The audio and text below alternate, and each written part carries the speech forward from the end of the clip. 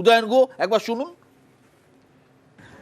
এবার যদি জিততে না পারি আমার জীবিতকালে মনে হয় আর এই আসনটা উদ্ধার করতে পারবো না।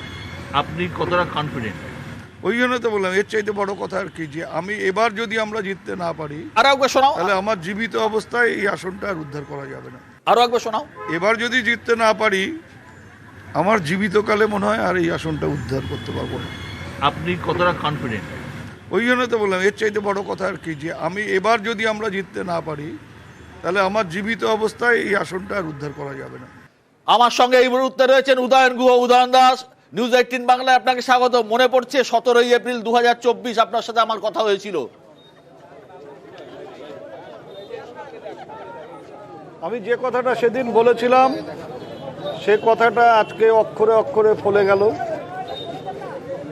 আপনার প্রধান প্রতিপক্ষ নিশীথ প্রামাণিক হেরে গেছেন, তাহলে দিনহাটায় এবার আপনার একছত্র আধিপত্য।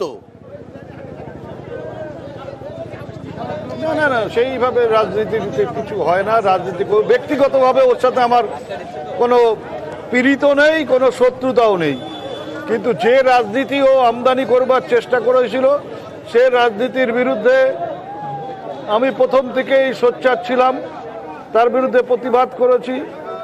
যেভাবে আমাদের কর্মীরা বিভিন্ন সময় ওর গুন্ডাদের দ্বারা আক্রান্ত হয়েছে, এবং সবচাইতে দুঃখের বিষয় আমিও আক্রান্ত হয়েছি, এবং যাদের দিয়ে আমার উপর আক্রমণ করা হলো পরবর্তীকালে ও মন্ত্রী হয়ে তাদেরকে কেন্দ্রীয় বাহিনীর নিরাপত্তা দিল।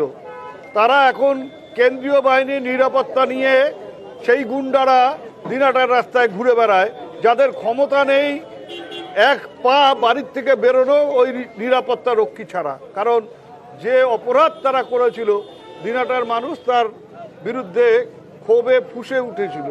তো যাই হোক, এই ধরনের যাদের চরিত্র, যে টাকা দিয়ে মানুষকে কিনতে চায়, যে নির্বাচনে জয়ী হয়ে মানুষের সাথে যোগাযোগ রাখে না, মানুষের যে মতদান সেই মতদানকে যার কাছে কোনো গুরুত্ব নেই, সেই লোক পরাজিত হবে, এটা আমার জানা ছিল।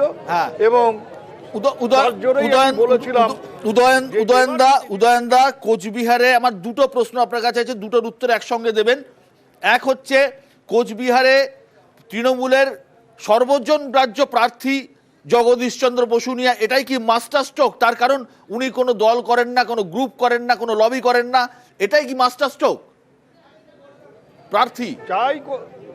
যাই করুক, রাজনীতি করতে গেলে অনেক সময় অনেক কিছু করতে হয়, অনেক কথা বলতে হয়, সেটা কারো ভালো লাগে কারো ভালো লাগে না, এটা থাকবেই। এটা নিয়ে যদি কারো কোনো অভিযোগ থাকে, কারো কোনো অভিমান থাকে, সেটা তার ব্যাপার। জগদীশ রাজনীতিটা করে, গ্রাসরুট লেভেলে করে এবং সারা বছর ধরে করে।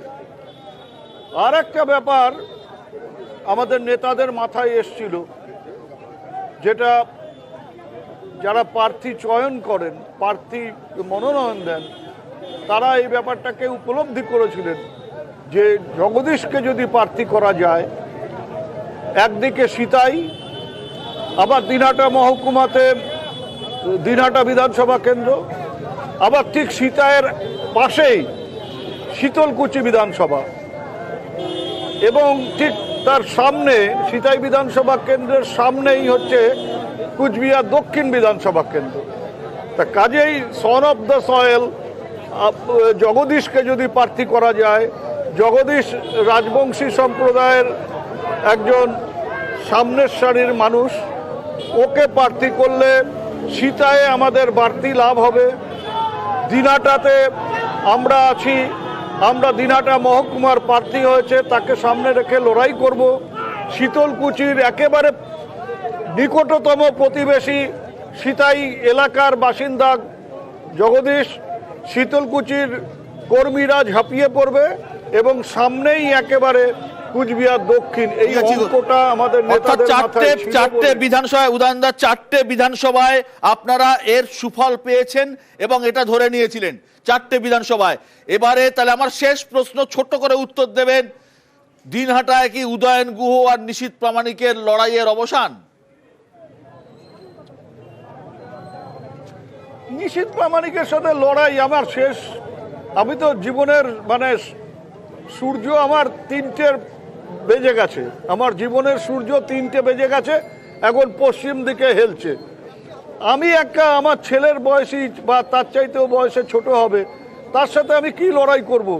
আর ও আমার লড়াই করার যোগ্য কিনা আমার সেই ব্যাপারে সন্দেহ আছে। সেগুলো মানুষ লড়াই, আমি যেভাবে লড়াই করে উঠে এসেছি, আমি যেভাবে রাজনীতিটা করি তার কাছাকাছিও আসে না, সেটা আমি জোর গলায় বলতে পারি। এটা যদি আমার অহংকার বলেন, এটা আমার অহংকার। এটা যদি আমার গর্ব বলেন, তাহলে এটা আমার গর্ব। উদয়নদা, আমার মনে হয় আপনার সূর্য এখন মধ্য গগনে আছে, এখন হেলেনি, আরো অনেক দিন সূর্য মধ্য গগনে থাকবে। আপনি ভালো থাকুন, সুস্থ থাকুন। অনেক অনেক ধন্যবাদ আমাদের সঙ্গে থাকার জন্য। আমরা কথা